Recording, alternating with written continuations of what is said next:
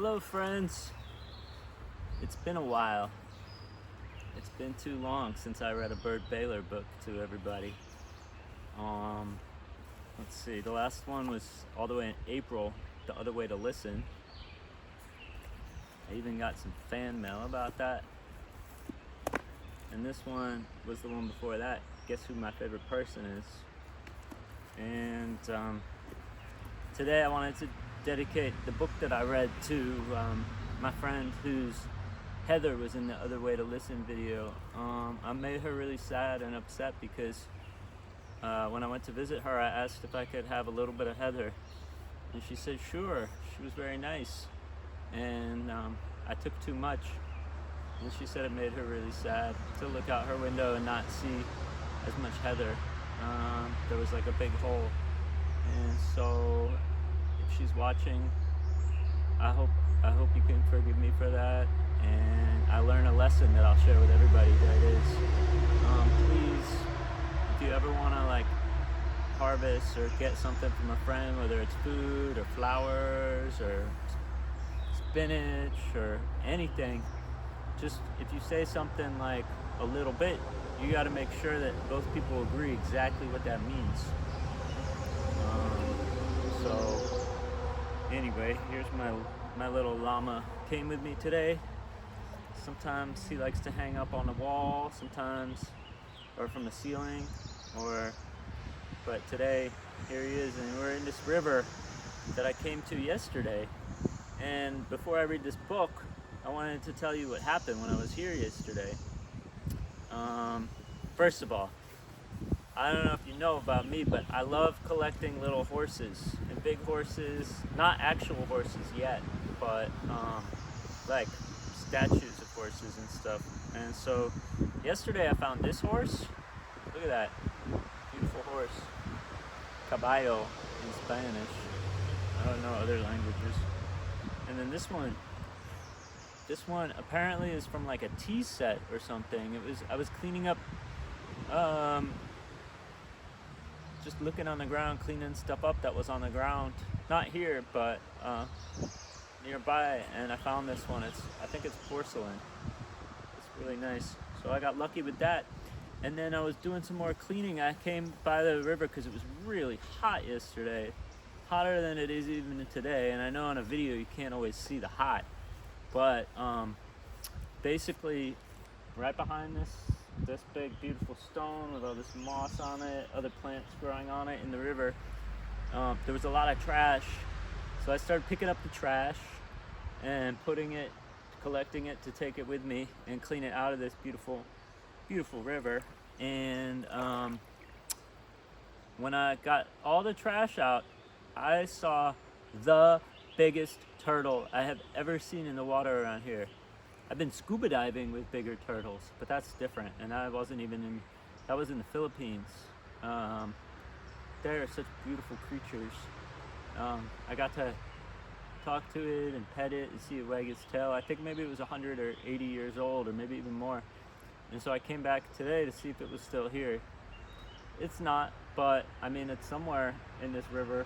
I think it's probably been in this river since before almost anybody watching this video was even born.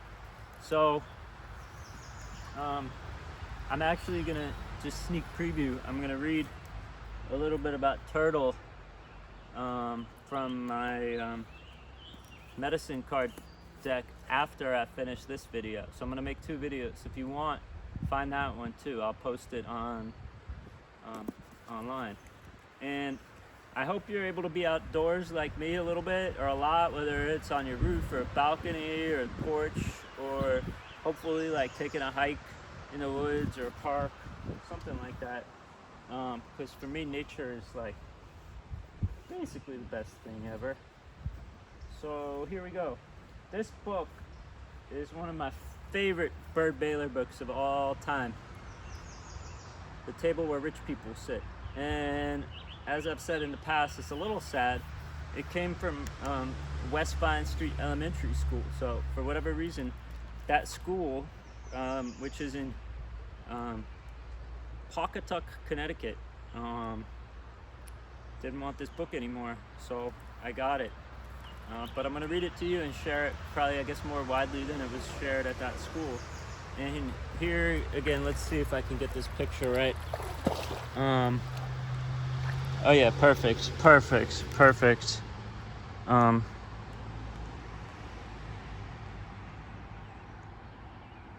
So that's, now you know, that's Byrd. And Peter Parnall, who illustrated them. And I guess to be closer up so you could see more, I'm gonna stay out of it for a little while. See the reflection of the clouds in this jacket. Table where rich people sit. And this is, I think, the last book that Byrd Baylor has published. She's still in Arizona. Talk to some of her friends now that I put these videos on the internet.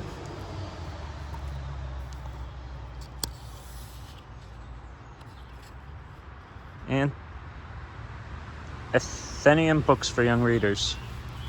And this is 1994, so not so long ago. For Jesse. I think Jesse's her grandson. Okay. I think I'm gonna go in front of the camera.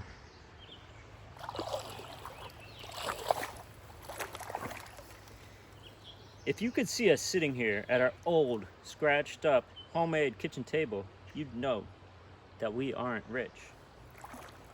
But my father is trying to tell us we are. Doesn't he notice my worn out shoes? Or that my little brother has patches on the pants he wears to first grade? And why does he think that old rattle-trap truck is parked out by our door? You can't fool me, I say. We're poor. Would rich people sit at a table like this? My mother sort of pats the table and she says, well, we're rich and we sit here every day. Sometimes I think that I'm the only one in my whole family who is really sensible. Maybe I should mention that my parents made this table out of lumber somebody else threw away. They even had a celebration when they finished it.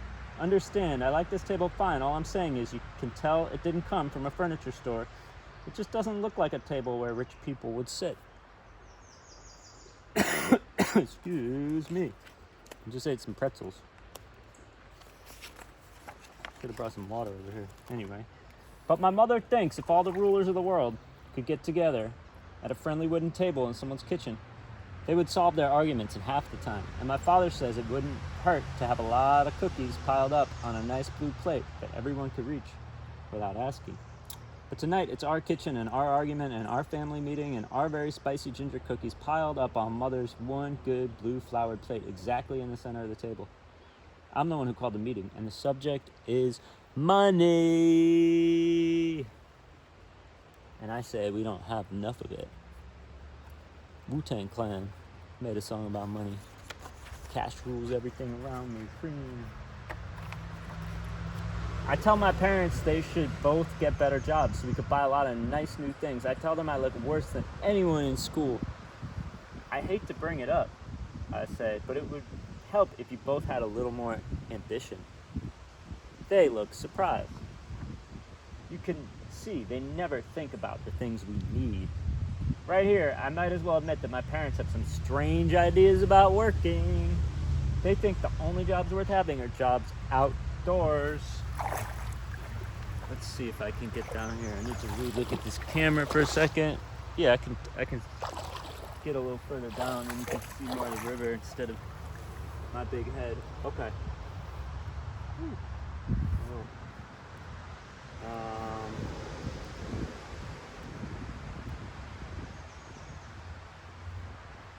Yeah, her parents just want jobs outdoors.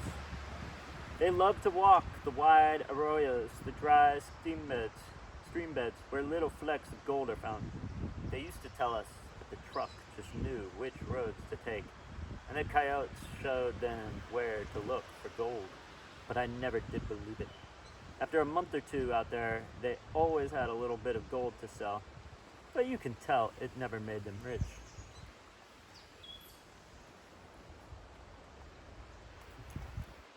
As far as I could see, it was just an excuse to camp in some beautiful wild place again.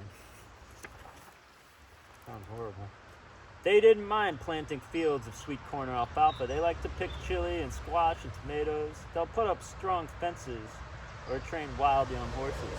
Ooh, horses.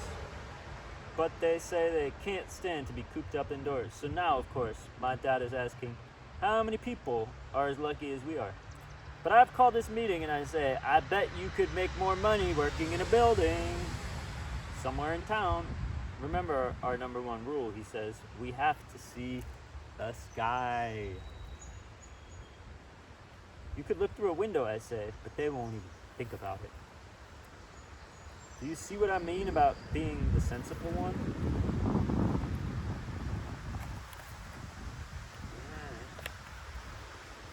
So beautiful. Thank you, Peter. Finally, my mother says, all right, mountain girl, we're going to explain how we figure our money. You be the bookkeeper tonight. Wow, I think that's a cormorant. She hands us each a pencil and some yellow paper. She gives some to my little brother too, though he'll just sit there pretending to write when we write, or he'll draw people dancing up in the sky. And by the way, my name's not really Mountain Girl. They call me that because I was born in a cabin on the side of a mountain where they were looking for gold one summertime in Arizona. They say it was the most magical place. They say it was the most magical place, the most beautiful mountain they ever climbed. Maybe it was, but you know how those two exaggerate.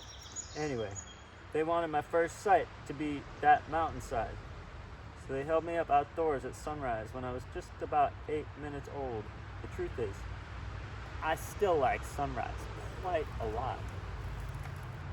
I like sunrise too. I love that book about sunrise that Byrd did, The Way to Start a Day. Nothing beats a good sunrise. And my little brother, they call him Ocean Boy. They say, since I already had the best mountain for my first sight, they thought they ought to find the most beautiful ocean for him. I think they went all over Mexico looking for a place where ocean touches jungle, and they had to find a certain kind of purple-blue night sky and the exact green waves they like.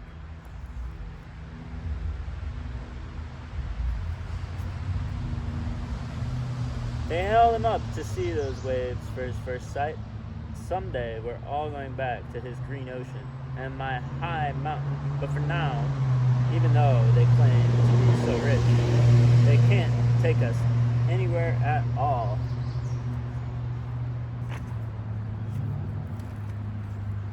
No wonder I had to call this meeting about money. Can you believe my father is sitting here looking me straight in the eye and saying, but Mountain Girl, I thought you knew how rich we are. I say, we can't get very far in this discussion if you won't even admit that we're poor.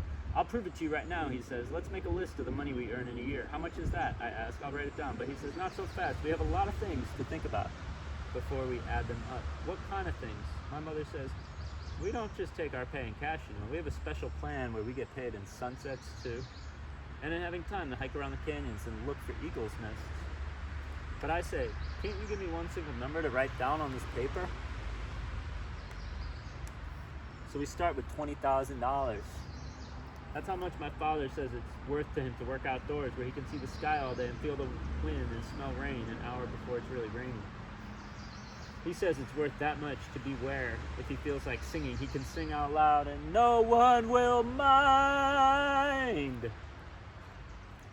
By the way, Father's Day is coming up. This is for all the dads out there, whether they're human dads or turtle dads or horse dads or bee dads or doodads. Happy Father's Day, Hallmark holiday. I have just written 20,000 when my mother says, you better make that 30,000 because it's worth at least another 10 to hear coyotes howling back in the hills. So I write 30,000. Then she remembers that they like to see long distances and faraway mountains that change color about 10 times a day. That's worth another $5,000 to me, she says. I'm not surprised because my mother claims to be an expert on mountain shadows in the desert. She says she can tell time by the way that these colors change from dawn to dark. I scratch out what I had and write $35,000. Cactus too.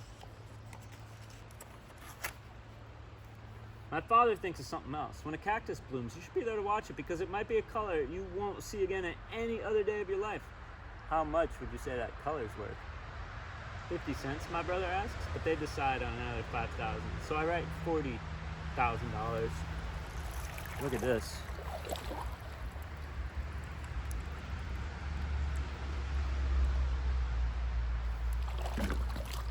Well, I'm here. Turn the page. But I'd forgotten how much my father likes to make bird sounds. He can copy any bird, but he's best at white-winged doves and ravens and red-tailed hawks and quail. He's good at eagles too and great horned owls. And of course, he has to add another $10,000 for having both daybirds and nightbirds around us.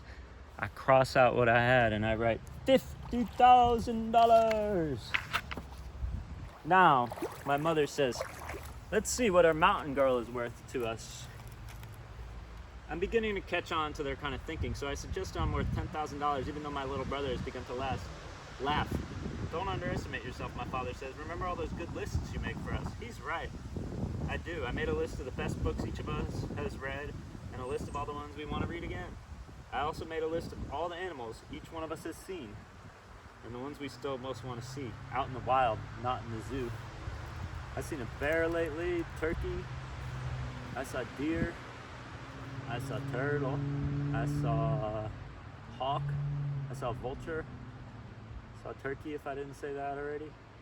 See a lot of ants. I love looking at ants and bees and salamanders. And anyway, this book isn't about me, but you could see, you could start to make a list. Mine is a mountain lion. I've dreamed of him 4 times and I've already seen his track. My father chose grizzly bear. My mother wants to see a wolf and hear it call. Wolves are, you don't see them very often. People think they're scary, but they never hurt any, they've never killed a human being. In America, that on Turtle Island, the native people would call this place. Never. Find me evidence of that, but people get scared of it.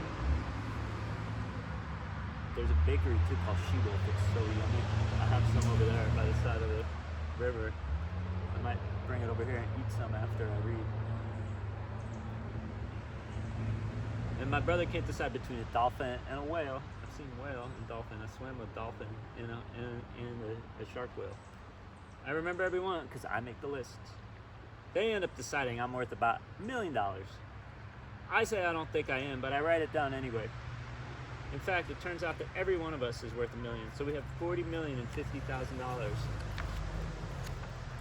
Then I realize I want to add $5,000 myself for the pleasure I have wandering in open country, alone, free as a lizard, not following trails, not having a plan, just turning whatever way the wind turns me. They say that's certainly worth $5,000, so that makes $4,055,000. Finally, my brother says to put down $7 more for all the nights we get to sleep outside under the stars. $7. We all say $7 doesn't seem to be enough. We talk him into making it $5,000. Now my paper says $4,060,000. Remember, this is 1994 money. It's more now. I think inflation. And we haven't even started counting actual cash. To tell the truth, the cash part doesn't seem to matter anymore. I suggest it shouldn't even be on a list of our kind of riches. So the meeting is over.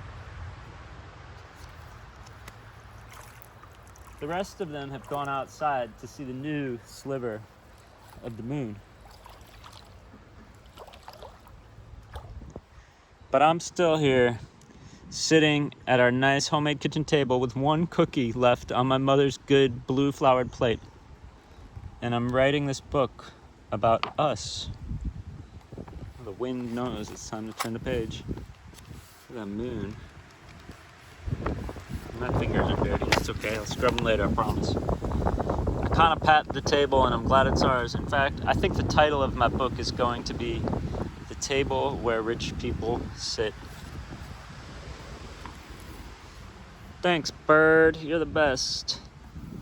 And thanks, Peter. You're the best, too. The two of you is such great collaboration. It's really remarkable to sit here in a stream, river, reading this book. All right, so next up, here it is on Friday, June 19th, Juneteenth. Very important day for our country. right before the solstice. I think that's tomorrow. The longest day of the year. A lot of sunshine, but it means you got to get up really early for sunrise and stay up really late for sunset. Not that late. Probably 8, 9 o'clock, depending on where you are and stuff like that. Or if you're at the equator, solstice is actually, it's pretty consistent, like 6 a.m. to 6 p.m. you'll get every day of the year. And so next up, I'm going to read this. I'm going to start a new video, and I look forward to getting back in front of the camera and reading a lot more Byrd with you soon. If there's a particular Byrd book you want me to read, I have them all. If you want a physical copy of a book, drop me a line. Maybe I'll see if I can arrange it. Or you can find out yourself on the internet, or maybe your library has it, if your library's open right now, or the bookstore. So anyway, thank you so much for spending all this time with me. I'm sorry it took a little while, but I hope you've enjoyed it, and I hope it's given you something to think about how rich we all are and how rich we can all be. Bye-bye.